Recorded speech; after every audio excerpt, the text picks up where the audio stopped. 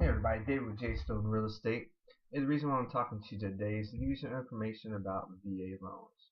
Having been a veteran and used a VA loan several times, I'm quite familiar with the process. Here in the San Antonio market, it's also known as Military City, USA. Now I've been finding a lot of veterans aren't familiar with what the VA home loan provides. So I'm going to kind of go through the start to finish of the VA loan and give you some information that could save you several $1,000s. Now, to start off with a VA loan, you're going to need to do a few things. There are certain eligibility requirements that you must meet in order to qualify for a VA home loan.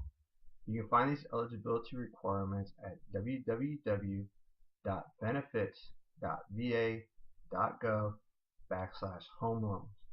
Now, they'll have individual requirements for National Guard, active duty, but let's say that you meet those requirements, you're going to need to find a lender.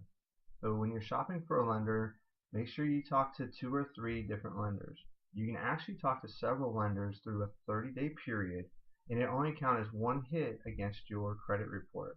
When it comes to buying large purchases like homes and cars, the credit unions or credit reporting companies, they will allow you to shop for rates within a 30-day period and only count all of them as one.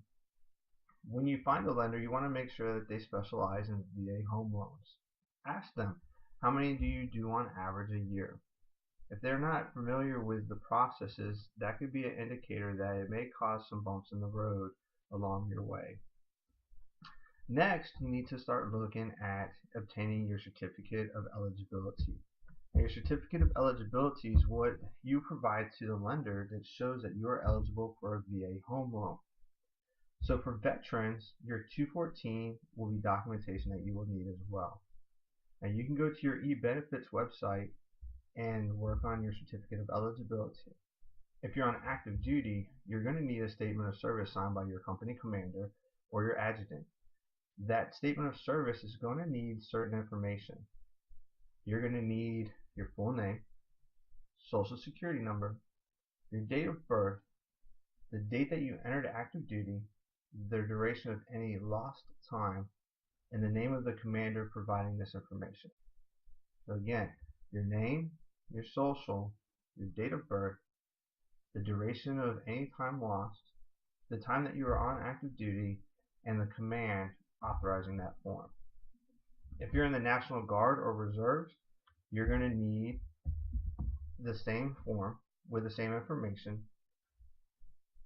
Your name, social security number, date of birth, date entered on duty, total number of credible years of service. That's a change from active duty, so you're going to need the total number of credible years of service on the statement of service, any duration of any lost time, and the name of the command providing the form.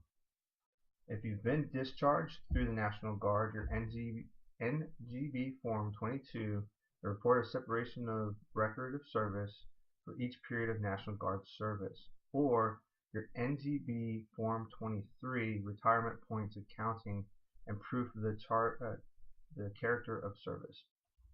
So you're going to need all these different forms, a certificate of eligibility, and the statement of service, your NGB forms. All that's going to be submitted to your lender. Okay? When you get all that information submitted to your lender, then you need to start working on finding a home. Now it's okay to talk to a realtor when this whole process is going. Any good realtor will work with you and talk with you while you're still getting everything taken care of. So when you're working with a realtor, it's important to let them know that you are going to be getting a VA loan.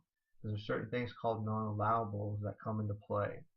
For example, every VA loan you need to provide a termite inspection. It's known as a wood destroying insect inspection, but you don't pay for that. The seller pays for that. So there are certain things that a realtor will help you walk through that process. Now, the VA loan, it doesn't guarantee rates. It doesn't pay any closing costs. What it does is it provides the veteran or active duty member a guarantee on your home loan to where you don't have to put a down payment. You can if you want to, but you don't have to put a down payment down. So it eliminates the need for primary mortgage insurance, PMI, or mortgage insurance policy, MIP, if you're using an FHA loan. So it saves you a couple $100s a month by not having to have an insurance policy on the mortgage. There is a funding fee. The funding fee is a percentage of the home loan, and the percentage changes based on the number of times that you've used a VA loan. So if you use a VA loan, you sell the house, you go and use a VA loan when you PCS or retire or just move, or stay in the same area and you're upgrading or downsizing. So every time that you use that VA loan, the percentage changes. So I'm not going to get into the percentages because everybody's situation varies. But here's one key fact that I found a lot of veterans, they're not familiar with, okay? And it goes with the VA funding fee. I'm going to read it right from the VA's website so that you're getting the words right from the horse's mouth. Okay? You do not have to pay the VA funding fee if you are a veteran receiving VA compensation for a service-connected disability, or a veteran who would be entitled to receive compensation for a service-connected disability if you did not receive retirement or active duty pay, or if you're a surviving spouse of a veteran who died in service or from a service-connected disability.